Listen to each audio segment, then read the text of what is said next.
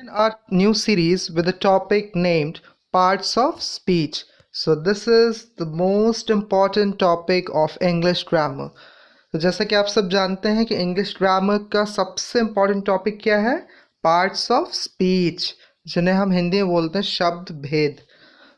So why this topic is important? Because आप इस तरीके से समझिए, all the English words are divided into 8 groups according to the function they perform in a sentence. It means कि English language में जितने भी words हम use करते हैं वो सारे words जो है वो एक family को belong करते हैं और उस family का नाम है parts of speech. Each group is called parts of speech और हर एक family member का नाम क्या है वो यहाँ पर दिए हुए हैं. So आप चाहें तो हिंदी में भी पढ़ सकते हैं for your convenience. So what actually it means, इसका सीधा सा मतलब ये होता है कि पार्ट्स ऑफ स्पीच नाम की एक फैमिली है, एक परिवार है. जैसे हमारा परिवार होता है ना, Sharma family, the Gupta family, the Khans, we have different family names. In the same way एक परिवार है इंग्लिश में जिसका नाम है पार्ट्स ऑफ स्पीच. और इस परिवार के अंदर बहुत सारे अलग अलग सदस्य रहते हैं, बहुत सारे अलग अलग मेंबर्स रहते हैं, ठीक उसी तरह जैसे कि हमारे परिवार में होते हैं. सो होता क्या है कि हर फैमिली मेम्बर का अपना एक इम्पॉर्टेंस होता है, अपना एक काम होता है. इसी तरीके से इंग्लिश लैंग्वेज जितने भी मेंबर्स हैं उनका एक फंक्शन, एक काम है जो वो परफॉर्म करते हैं और उन्हीं फंक्शन के अकॉर्डिंग उनको बांटा गया है. सो आइए देखते हैं कि इस इंग्लिश फैमिली में, इस पार्ट्स ऑफ स्पीच फैमिली में कितने मेंबर्स रहते हैं. सो उनके नाम क्या है? There are 8 parts of speech. 8 parts of speech हैं. So first is noun, as usual you know about it, जिसे हम संज्ञा बोलते हैं. Second is pronoun, यानी कि सर्वनाम. Third is adjective, that is विशेषण. Next is verb, क्रिया, the most important. Next is adverb, यानी क्रिया विशेषण. Sixth is conjunction, that is समुच्चय बोधक. Seventh is preposition, that is संबंध बोधक. And the last one is interjection, means विस्मय बोधक. So these are 8 members of this parts of speech family. यानी इस parts of speech family में ये total 8 members हैं और इन 8 members का अपना अलग अलग function है, कुछ काम है. अब यहाँ पे एक example दिया है, देखिए. Here it is written, Rohan is writing a letter. So this is a sentence. Rohan is writing a letter. यानी रोहन एक पत्र लिख रहा है. In this sentence, you can see that Rohan is a noun. Rohan क्या है? इस सेंटेंस का सब्जेक्ट और ये एक नाउन है. यानी कि हमने पार्ट्स ऑफ स्पीच का कौन सा मेंबर यहाँ पे यूज किया इस सेंटेंस में? यस, नाउन का यूज करा. फिर हम देखते हैं इज क्या है? इज एक वर्ब है, एक क्रिया है. सो इज यानी कि हमने पार्ट्स ऑफ स्पीच का एक और मेंबर यूज कर लिया, that is verb. Okay, then again it is writing. So writing is also verb. Writing main verb है, सो ये भी एक वर्ब हुई. इट मीन्स हमने यहाँ पे वर्ब का यूज करा. And the last thing is a letter. अब लेटर क्या है यहाँ पे? Letter again here it is noun. फिर से एक नाउन है, सेंटेंस में ऑब्जेक्ट का काम कर रहा है. सो हम यहाँ पे क्या देखते हैं कि एक सेंटेंस को बनाने में हम पार्ट्स ऑफ स्पीच फैमिली के अलग अलग मेंबर्स का यूज़ करते हैं. देखिए हमने नाउन का भी यूज़ करा, वर्ब का भी यूज़ करा, and again we have used noun here. So it means that कि इंग्लिश का एक सेंटेंस बनाने के लिए हम अलग अलग मेंबर्स की हेल्प लेते हैं. यानी हर एक मेंबर का अपना एक रोल है, एक फंक्शन है सेंटेंस को बनाने में. और जब कभी इनमें से कोई भी मेंबर अगर अपना वर्क सही से परफॉर्म नहीं करता है, सो उसी पार्ट में क्या होता है? एरर हो जाता है, यानी गलतियां हो जाती है. और इसी चीज़ का फ़ायदा एग्जामिनर उठाता है और वो आपको इसी तरह के टिपिकल क्वेश्चंस एग्जाम में देता है. Now look at some more sentences. The train is passing through the tunnel. So this is your sentence, the train is passing through the tunnel. अब इस सेंटेंस में देखिए, ट्रेन क्या है? ट्रेन एक नाउन है, हमारा सब्जेक्ट है. सब्जेक्ट हमेशा नाउन या प्रोनाउन होता है जनरली. तो यहाँ पे नाउन क्या है? आपका सब्जेक्ट हो गया. ठीक, तो यहाँ पे हमने पार्ट्स ऑफ स्पीच फैमिली के नाउन मेंबर का यूज़ करा. फिर इज पासिंग, ये क्या है? एक वर्ब है, यानी हमने पार्ट्स ऑफ स्पीच फैमिली के वर्ब का यूज़ कर लिया, एक और मेंबर यूज़ हुआ. फिर यहाँ पे एक वर्ड आया है थ्रू, यहाँ देखिए। तो ये थ्रू क्या है? Do you know what is through? Yes, through is preposition. यहाँ पे हमने एक प्रेपोजिशन भी यूज कर लिया। इसका मतलब पार्ट्स ऑफ स्पीच फैमिली का एक और मेंबर हमने यूज किया, दैट इज प्रेपोजिशन। और फिर लास्ट में फिर क्या यूज कर लिया? एक नाउन। सो हम क्या देखते हैं? हम ये देखते हैं that in a sentence we need different family members of parts of speech so that we can make a correct sentence. हमें करेक्ट सेंटेंस बनाने के लिए उसमें अलग अलग मेंबर्स की ज़रूरत पड़ती है, यानी हर एक फैमिली मेंबर का एक रोल है, एक फंक्शन है, और हमें बस वही पढ़ना है ताकि हम उनकी करेक्ट यूजेस को समझ सकें। One more sentence is given, the sky is cloudy but it is not raining. यहाँ पे देखिए, द स्काई क्या है? ये एक नाउन है, okay. It is working as a subject. फिर इज क्या है? ये एक वर्ब है। तो हमने पार्ट्स ऑफ स्पीच का एक फैमिली मेंबर नाउन यूज करा, एक हमने वर्ब यूज कर ली। उसके बाद क्लाउडी। अब क्लाउडी यहाँ पे क्या है? एडजेक्टिव का काम कर रहा है। बट, अब ये बट क्या है? Yes, but is a conjunction. So यहाँ पे हम बट का यूज कर रहे हैं, यानी हमने पार्ट ऑफ स्पीच का एक और मेंबर यूज कर लिया। फिर हमने देखा कि इट क्या है? एक प्रोनाउन है, यानी पार्ट्स ऑफ स्पीच का एक और फैमिली मेंबर यूज हुआ, प्रोनाउन।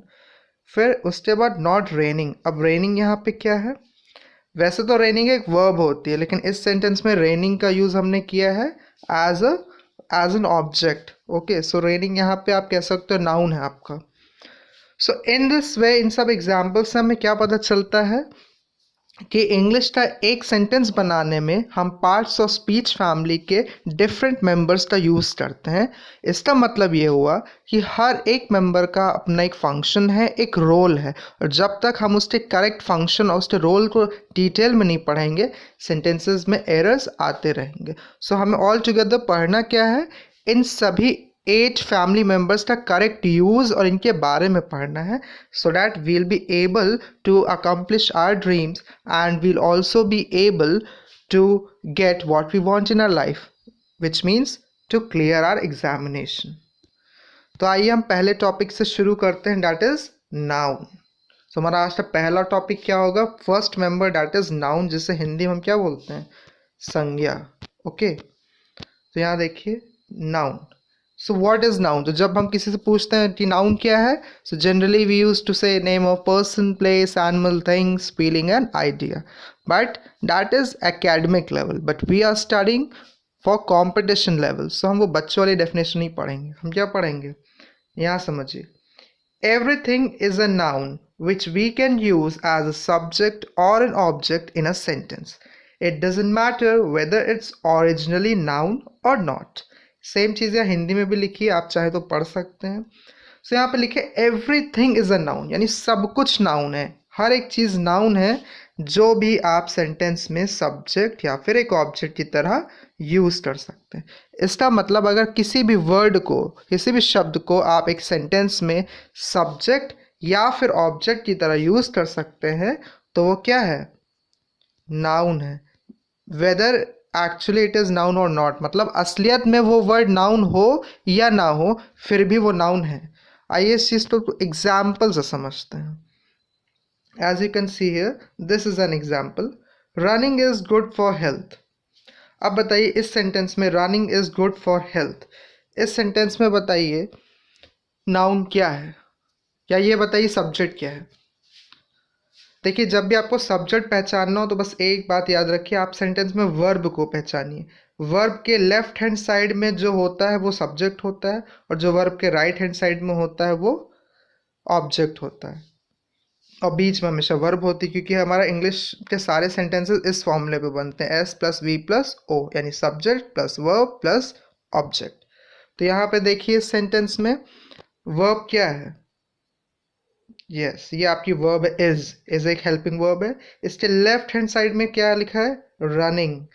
इट मीन्स रनिंग क्या है? आपके सेंटेंस का सब्जेक्ट है, और इसके बाद जो भी बच जाता है उस राइट साइड में वो आपका ऑब्जेक्ट होता है। तो इसका मतलब रनिंग एक सब्जेक्ट है। तो आप ये याद रखिए कि कोई भी वर्ड जो कि वर्ब से पहले आता है वही हमारा क्या है, सब्जेक्ट, और जो हमारा सब्जेक्ट होता है वही नाउन भी होता है। यानी कि सेंटेंस में रनिंग क्या है, सब्जेक्ट है और नाउन है। इससे फर्क नहीं पड़ता कि असलियत में ना, जैसे अगर हम नॉर्मली रनिंग देखें तो रनिंग तो एक वर्ब होगी, क्रिया, दौड़ना एक क्रिया है रनिंग।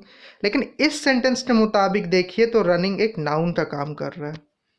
सो इसलिए डेफिनेशन में लिखा है कि हर एक वर्ड जिसको भी आप सब्जेक्ट या फिर ऑब्जेक्ट की तरह सेंटेंस में यूज कर सकते हैं वही नाउन कहलाता है, चाहे वो असलियत में नाउन हो या फिर ना हो। तो रनिंग आपका यहाँ पे क्या हो गया, नाउन हो गया, इज आपकी वर्ब हो गई, गुड आपका एडजेक्टिव हो गया, और हेल्थ क्या है आपका, फिर से ऑब्जेक्ट हो गया। Next, smoking is injurious to health. अब बताइए स्मोकिंग क्या है। अब बहुत से लोग को लगा कि स्मोकिंग एक वर्ब है, स्मोक करना ये एक वर्ब है, क्रिया है। हाँ है, लेकिन इस सेंटेंस के मुताबिक स्मोकिंग क्या है, स्मोकिंग क्या है, ये एक सब्जेक्ट का काम कर रहा है। किसका काम कर रहा है, सब्जेक्ट। और जब भी कोई वर्ड किसी सेंटेंस में सब्जेक्ट का काम करता है तो वो ऑटोमेटिकली क्या बन जाता है, नाउन बन जाता है। ओके, सर नाउन दो ही काम करता है, नाउन किसी भी सेंटेंस में या तो सब्जेक्ट बनता है या फिर ऑब्जेक्ट बनता है, बस, और कुछ नहीं। अब यहाँ देखिए smoking is injurious to health, तो इज क्या है, वर्ब, इससे पहले स्मोकिंग, स्मोकिंग हमारा सब्जेक्ट है, इसका मतलब है कि ये नाउन है। ओके, और हेल्थ हमारी क्या हो गई यहाँ पर, ये भी नाउन है और ऑब्जेक्ट का काम कर रहा है। और ऐसी ही वर्ब जब हम किसी आईएनजी फॉर्म वाले वर्ड को एज अ सब्जेक्ट सेंटेंस में यूज करते हैं तो इसी को इंग्लिश ग्रामर में क्या बोला जाता है, जीरन। क्या बोलते हैं, जीरन। जैसे आप ING form of the verb बोलते हो, अगर आप ING form of the verb वाले किसी वर्ड को एज अ सब्जेक्ट यूज करेंगे तो वही जीरन कहलाता है। नेक्स्ट देखिए, यहाँ लिखा है शी इज माई फ्रेंड। देखिए यहाँ पे लिखा है शी इज माई फ्रेंड, और यहाँ पे शी क्या है, शी एक प्रोनाउन है।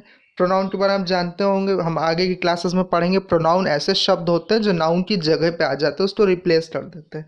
तो शी इज माई फ्रेंड, तो इससे पहले क्या आया, शी, तो यानी कि शी आपका क्या है, प्रोनाउन है, ठीक। इज माई फ्रेंड, और फ्रेंड अगेन यहाँ पे क्या हो गया, फिर से नाउन हो गया, ठीक। यानी ये याद रखिए कि नाउन जो है वो या तो सब्जेक्ट होगा या फिर ऑब्जेक्ट होगा सेंटेंस में, और उसी की जगह कौन ले लेता है कई बार, प्रोनाउन। वो हम बाद में डिटेल में पढ़ेंगे। अब यहाँ पे देखिए, to dance is my little girl's dream. To dance is my little girl's dream. To dance यहाँ पे क्या है, इन्फिनेटिव है। वो हम डिटेल में बाद में पढ़ेंगे कि इन्फिनेटिव क्या होते हैं। शॉर्ट में आप इतना जाने, इन्फिनेटिव मतलब ये होता है टू प्लस वी वन, यानी वर्ब की फर्स्ट फॉर्म, इसको इन्फिनेटिव बोलते हैं। तो बहुत से लोग कहेंगे कि ये क्या है, पहचान नहीं पाएंगे। तो टू डांस यहाँ पे क्या है, नाउन है। इस सेंटेंस में टू नाउन क्या काम कर रहा है, नाउन का काम कर रहा है। यहाँ पे शी जो था वो क्या काम कर रहा है, नाउन का काम कर रहा है, ना कि प्रोनाउन का काम कर रहा है। तो इस सेंटेंस के अकॉर्डिंग ये सब्जेक्ट क्या है, नाउन है, और इज हमारी वर्ब हो गई और ड्रीम हमारा नाउन हो गया। क्लियर। सो मैं जो बताना चाहता हूँ वो ये है कि everything is noun which we can use as a subject और an object in a sentence. कोई भी वर्ड चाहे वो असलियत में नाउन हो या ना हो, अगर आप उसको किसी सेंटेंस में सब्जेक्ट या ऑब्जेक्ट की तरह यूज कर सकते हैं या कर रहे हैं तो वो ऑटोमेटिकली नाउन बन जाता है। देखिए रनिंग भी नाउन है, स्मोकिंग भी नाउन है, शी भी नाउन है, टू डांस भी नाउन है। सब्जेक्ट्स बिल्कुल डिफरेंट हैं लेकिन ये सब नाउन है। क्यों, क्योंकि ये सब्जेक्ट की तरह इस सेंटेंस में यूज़ करे गए हैं। और कोई भी वर्ड अगर सब्जेक्ट या ऑब्जेक्ट की तरह यूज़ किया जाता है सेंटेंस में तो वो क्या बन जाता है, वो नाउन बन जाता है। I hope it's clear to you. The place value of the word is important, not the word in the English language. ये बात याद रखिए कि इंग्लिश लैंग्वेज में वर्ड की इंपॉर्टेंट नहीं है, यानी शब्द बहुत इंपॉर्टेंट नहीं होते हैं, उसकी प्लेस वैल्यू इंपॉर्टेंट होती है। क्या इंपॉर्टेंट होती है, प्लेस वैल्यू। प्लेस वैल्यू का मतलब ये होता है कि वर्ड को आपने किस जगह पर प्लेस करा। आप जिस जगह पर उस वर्ड को प्लेस करोगे वो वही बन जाएगा। एग्जाम्पल के तौर पे जैसे हिंदी में यहाँ देखिए, रोहन इज सिंगिंग। ओके, ये एक सेंटेंस है, रोहन इज सिंगिंग। अब बताइए इसमें सब्जेक्ट क्या है, सब्जेक्ट हमारा होगा रोहन। क्यों, क्योंकि इज़ ये हमारी वर्ब हो गई, तो वर्ब के लेफ्ट हैंड साइड में जो आता है वो क्या होता है, सब्जेक्ट होता है, तो रोहन सब्जेक्ट हो गया, इज़ हमारी वर्ब हो गई, और सिंगिंग फिर से क्या हो गया, नाउन हो गया, तो ये हमारी ऑब्जेक्ट हो गई। लेकिन अब दूसरा सेंटेंस देखिए, सिंगिंग इज़ माई हॉबी। अब बताइए क्या, अब बताइए इस सेंटेंस में क्या इस सिंगिंग और इस सिंगिंग की स्पेलिंग में कोई डिफरेंस है? नहीं। क्या इसकी शक्ल सूरत में कोई डिफरेंस है? नहीं। पर देखिए इस सेंटेंस में सिंगिंग क्या है, एक ऑब्जेक्ट का काम कर रहा है, हालांकि है ये भी नाउन, पर ये इस सेंटेंस में ऑब्जेक्ट का काम कर रहा है, S plus V plus O. लेकिन इस सेंटेंस में सिंगिंग क्या बन गया, अब ये भी हमारा नाउन तो ये भी है, लेकिन ये क्या बन गया, सब्जेक्ट बन गया। क्या बन गया, सब्जेक्ट। और इस हमारी वर्ब बन गई, और हॉबी नाउन है, ये हमारा ऑब्जेक्ट हो गया। कहने का मतलब ये है, सिंगिंग यहाँ भी है, सिंगिंग यहाँ भी है, स्पेलिंग दोनों की सेम है, वर्ड भी सेम है। डिफरेंस क्या है, डिफरेंस है प्लेस वैल्यू, यानी किस जगह पर उसको, स्थानीय मान उसका। देखिए यहाँ पे वर्ब के बाद आया है सिंगिंग, इसलिए ऑब्जेक्ट बन गया, यहाँ वर्ब के पहले आया सिंगिंग, इसलिए सब्जेक्ट बन गया। नाउन दोनों है। क्लियर? तो ये याद रखिए कि इंग्लिश लैंग्वेज में इम्पॉर्टेंस जो है वो वर्ड्स की नहीं है, वो उस वर्ड की प्लेस वैल्यू की, कि वो कहाँ प्लेस कर रहे हैं उस जगह पे। अब जैसे एक और एग्जांपल देखिए, is a helping verb. Is a helping verb, बताइए इसमें सब्जेक्ट क्या है? बहुत लोग कंफ्यूज हो जाएंगे, पर इसमें देखिए सब्जेक्ट क्या है, ये हमारी वर्ब है इज के लेफ्ट हैंड साइड में वर्ड आया इज, तो ये इस फर्स्ट वाला जो इज है ये हमारा सब्जेक्ट हो गया, ठीक। और ये सेकंड वाला जो इज जो सेंटर में, ये हमारी वर्ब हो गई, और हेल्पिंग वर्ब हमारा ऑब्जेक्ट हो गया, ये भी एक नाउन है, ठीक है। क्योंकि ऑब्जेक्ट हमेशा तो कोई नाउन हो गया तो प्रोनाउन होगा, जिस तरह से सब्जेक्ट हमेशा तो कोई नाउन होता है तो प्रोनाउन। तो अब बताइए इस सेंटेंस में इस इज और इस की स्पेलिंग में, सूरत में, शक्ल में कोई डिफरेंस है? नहीं, कोई डिफरेंस नहीं है। लेकिन फिर भी ये वाला इस सब्जेक्ट है और ये वाला इस वर्ब है। ऐसा क्यों? क्योंकि बात है प्लेस वैल्यू की, कि आपने उसको प्लेस कहाँ किया। अगर वर्ब इस के पहले आपने इज लिखा है तो ये वाला इस सब्जेक्ट का काम कर रहा है, और ये वाला इस जो है वो वर्ब का काम कर रहा है। नेक्स्ट देखिए, Rohan is a teacher. Okay, अब रोहन यहाँ पे क्या है, रोहन यहाँ पे सब्जेक्ट है, ठीक। और इस क्या है, वर्ब है। और टीचर क्या है, ऑब्जेक्ट है। और टीचर भी एक नाउन है, पार्ट्स ऑफ स्पीच फैमिली में नाउन है। ये बात याद रखिए कि सब्जेक्ट हमेशा, जो ओरिजिनल सब्जेक्ट होता है वो नाउन या प्रोनाउन होता है, हालांकि बना तो आप किसी को भी सकते हैं अगर उस प्लेस पे आ गया तो। नेक्स्ट देखिए, noun and pronoun are the original subject and object in a sentence. किसी भी सेंटेंस में अगर नाउन या प्रोनाउन को आप यूज़ कर रहे हो तो वो हमेशा ओरिजिनल सब्जेक्ट और ऑब्जेक्ट रहता है। मतलब कहने का ये है कि नाउन और प्रोनाउन ही दो ऐसे मेंबर्स होते हैं पार्ट्स ऑफ स्पीच फैमिली में, जो कि हमेशा रियल यानी ओरिजिनल सब्जेक्ट और ऑब्जेक्ट का काम करते हैं। बाकियों को हम बना लेते हैं सेंटेंस के मुताबिक, बट ये ओरिजिनल है कि नाउन और प्रोनाउन हमेशा असलियत में, रियलिटी में, ओरिजिनली किसी भी सेंटेंस का सब्जेक्ट या फिर ऑब्जेक्ट बनते हैं। अब जैसे रनिंग है, अगर नॉर्मली को पूछे रनिंग क्या है तो रनिंग तो भाई एक वर्ब है, लेकिन हमने सेंटेंस के मुताबिक रनिंग को, जैसे पिछले एग्जाम्पल देखा, हमने रनिंग को यूज़ कर लिया एज अ सब्जेक्ट, तो वो नाउन बन गया उस सेंटेंस के लिए। लेकिन असलियत में जो नाउन और प्रोनाउन होता है ये ओरिजिनल सब्जेक्ट और ऑब्जेक्ट होते हैं, ये हमेशा ऑब्जेक्ट और सब्जेक्ट का ही काम करते हैं सेंटेंस में। कुछ एग्जाम्पल देखिए, रोहन इज़ माई फ्रेंड। अब देखिए कोई आपसे पूछूंगा कि इसमें सब्जेक्ट क्या, तो बड़ी इजीली बता दें, क्योंकि रोहन नाम पढ़ के आप कह देंगे रोहन सब्जेक्ट है, और इससे पहले भी आ रहा है इसलिए सब्जेक्ट है, इज आपकी वर्ब है, माय फ्रेंड आपका ऑब्जेक्ट है, और ये भी क्या है, एक नाउन है, ठीक। लेकिन इसी जगह पे आप देखिए हम ऐसे भी लिख सकते हैं, ही इज़ माई फ्रेंड। तो ही क्या है, ही सब्जेक्ट है, इज वर्ब है, माई फ्रेंड ऑब्जेक्ट हो गया, ठीक। तो फ्रेंड क्या हो गया, नाउन हो गया, इज हमारी वर्ब हो गई, और ही यहाँ पे क्या है, ही है तो प्रोनाउन। लेकिन ये याद रखिए कि प्रोनाउन की अपनी खुद की कोई इंपॉर्टेंस नहीं होती है जब तक सेंटेंस में एक बार कम से कम नाउन ना आए। अब जैसे मान लीजिए मैंने आपसे कहा कि वो बहुत अच्छा है, वो ऐसा कर रहा था, उसने ऐसा कहा, वो ऐसा है, वो ऐसा करता है। मैं आपको बार बार वो करके बोलिए, मैं बोलूँ कि he is very good, he is very fine, he loves me, he is like that. अगर बार बार ही प्रोनाउन का यूज़ करूँ और आपको एक बार भी उस पर्सन का नाम ना बताऊँ, यानी कि आपको नाउन नहीं बताऊँगा कि कौन है वो ही, तो आप कैसे समझेंगे? इसलिए सेंटेंस में एक बार नाउन का आना बहुत ज़रूरी है। जैसे मैंने कहा Rohan is my friend, Rohan मेरा दोस्त है, फिर मैं ये बोल सकता हूँ वो बहुत अच्छा है, वो मेरा दोस्त है, ही इज़ माई फ्रेंड। ठीक है। तो यानी कि प्रोनाउन की अपनी इंपॉर्टेंस नहीं होती जब तक कि एक बार हम नाउन को इंट्रोड्यूस ना करवाएं। अब इसमें देखिए लिखा है in a way both noun and pronoun act as subject and object, यानी कि एक सेंटेंस में नाउन और प्रोनाउन दोनों ही सब्जेक्ट और ऑब्जेक्ट का काम करते हैं। The only difference is that there is always the noun and then comes the pronoun.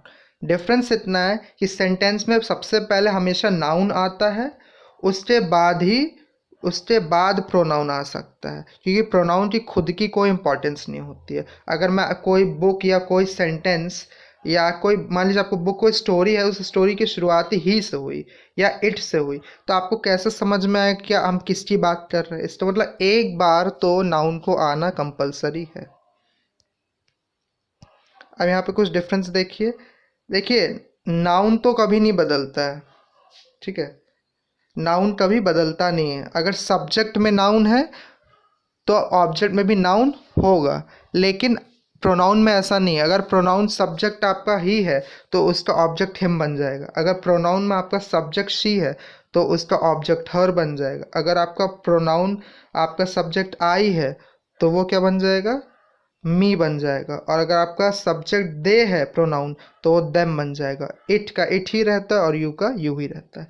सो ये कुछ बेसिक बातें हैं, बेसिक कॉन्सेप्ट्स हैं नाउन से रिलेटेड।